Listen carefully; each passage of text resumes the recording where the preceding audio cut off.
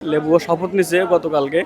লেবু এখন লেবুতে নাই, লেবু এখন ফলে পরিবর্তন হয়েছে। লেবুও শপথ নিছে গতকালকে আপনার ওই সংসদের শপথের সাথে সাথে আমাদের লেবুও শপথ নিছে, ওইটা নাকি এখন লেবু ফল।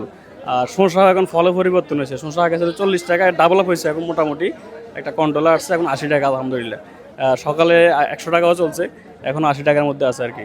তো এগুলো বর্তমানে শসা লেবু এগুলো এখন ওদের মানে শপথ নেওয়ার পরে ওদের একটা নাম পরিবর্তন হয়েছে লেবু ফল এবং শসা ফল। পাঞ্জাবের জগতে একটি বিশ্বস্ত নাম শাবাব এথনিক ওয়্যার। কাঁচামরিচও কিন্তু বর্তমানে ফল হয়ে গেছে। কাঁচামরিচ ছিল আপনি কিছুদিন আগে 60 টাকা 70 টাকা কেজি, এখন আলহামদুলিল্লাহ 160 টাকা 180 টাকা। এটা আমাদের মানে কৃষি যে একটা ছিল, মোটামুটি একটা দুর্ভিক্ষ ছিল, কৃষকরা মোটামুটি একটা খারাপ পজিশনে ছিল।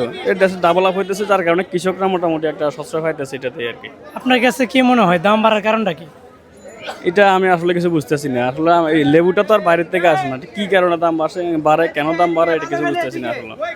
কি কারণে বাড়তেছে দেশি পণ্যগুলো আপনার বাইরের পণ্যগুলো, যেমন আপনার ফল গতবার কিন্তু আপনার তরমুজ ছিল, এবছর কিন্তু তরমুজ নাই। তরমুজ না থাকার কারণে এখন আপনার ফলগুলা দাম অনেক বাড়তি হয়ে গেছে। তরমুজ থাকলে কিন্তু আপনার এটা কন্ট্রোলে থাকতো ফলের দামটা কিন্তু এবার অনেক বাড়তি হয়ে গেছে।